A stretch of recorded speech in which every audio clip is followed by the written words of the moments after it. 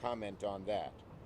Now, we know that Justice Barrett's previous record and public statements indicate she would vote to strike down the ACA and protections for millions of Americans and overturn Roe, protections for women. Nothing in her opening statement allays those concerns. Nothing in her opening statement allays the concerns America has that she will overturn ACA and hurt people's health care, and she will act to undo Roe v. Wade. So a vote for Judge Barrett is very simple. It's a vote to take health care away from 20 million Americans.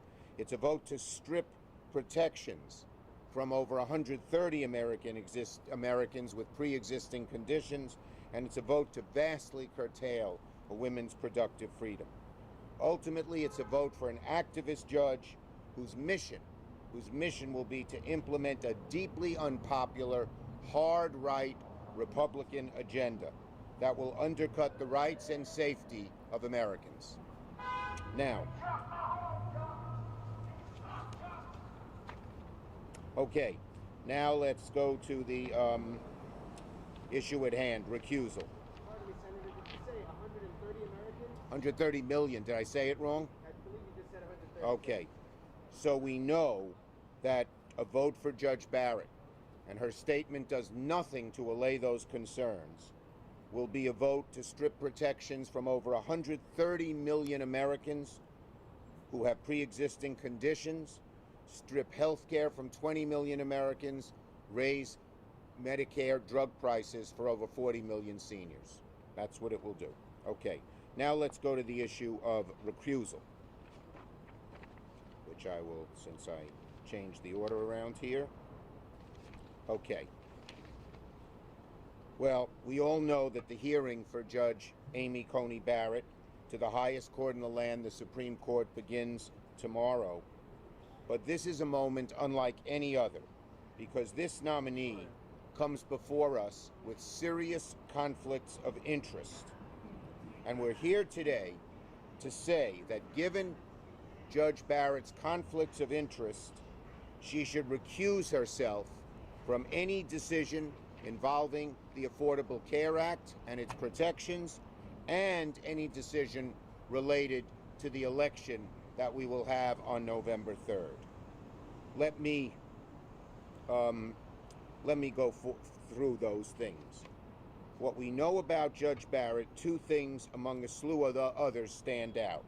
First, she has clearly said she'd strike down the Affordable Care Act, and has delivered quality and affordable health care to millions of Americans. Second, President Trump has said that he needs to put her on the high court to possibly help him win re-election in suits that would come before the court after November 3rd. With these serious conflicts, Judge Barrett should immediately do the bare minimum and pledge to recuse herself from decisions involving the ACA and the 2020 elections. In November, I believe it is November 10th, the court will hear all oral arguments in a challenge to Roe, to the ACA. This is much too low, Mike. Can we make it a little higher?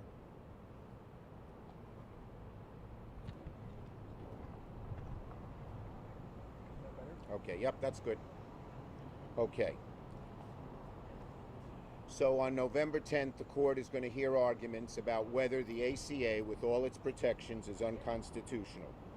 Unfortunately, the Trump Justice Department, Republican-appointed lower court judges, have sided with this Republican Attorney General argument to end ACA and strip away health care and pre-existing condition protections for tens of millions of Americans. President Trump's self-imposed litmus test and Judge Barrett's own past statements criticizing the law and the court's decisions as to whether raise serious questions as to whether she can rule fairly at all. For that reason, Judge Barrett should pledge to recuse herself from the case involving ACA a week after the election if she is confirmed. Judge Barrett's record on ACA is filled with evidence demonstrating the need for recusal. In a 2017 Law Review article, she suggested she reviewed as illegitimate the Supreme Court decision that upheld large portions of the ACA. She directly criticized Justice Roberts. In 2015, she criticized the court's decision in King v. Burwell, in which it affirmed the ACA tax credits for millions of families. She praised the dissent, which would have resulted in catastrophe for millions of Americans. And the views reflected that she would favor eliminating the ACA strongly. So she doesn't come unbiased, and that's why she should recuse herself. And it's no surprise that President Trump is looking to rush this nomination through to the highest court in the land, because based on her record, it's clear that Judge Barrett has passed the Trump litmus test, which is he only will appoint justices who will repeal the ACA. Only appoint them. And it appears also the president thinks Judge Barrett would support him should the 2020 election be contested in the high court. He has said that I think this will end up in the Supreme Court. And the president's all but shouting from the rooftops that he needs Judge Barrett on the court for his own self-interest. This statement alone and the possible confirmation of Judge Barrett signaled a dire need for recusal because it is blatantly political. So, here's what the president said on 2020 election. Just in case it would be more political than it should be, it's very important to have the 9th justice. He didn't care when Merrick Garland was there that there were only 8 justices, but of course he cares now. So the bottom line is very simple. There's only one conclusion when it comes to Justice Barrett.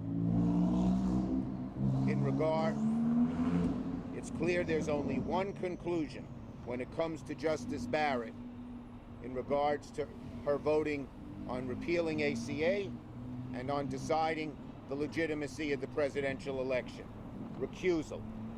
Recuse. This is what she should do. There is no question about it. Here's what it says.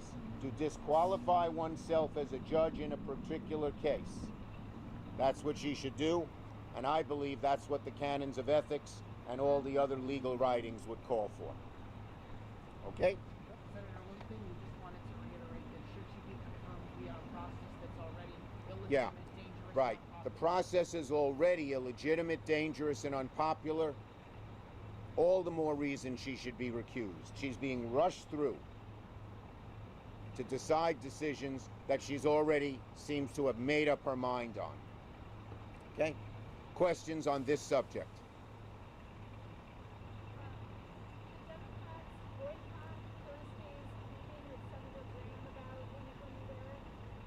Well, they're going to the hearing, and I will say this, we will talk about when the actual vote occurs in committee and on the floor.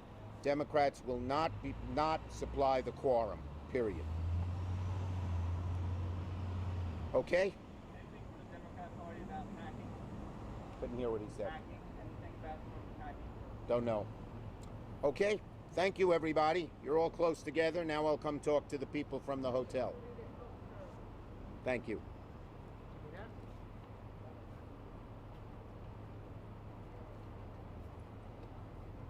Here. Good, Rochelle? What?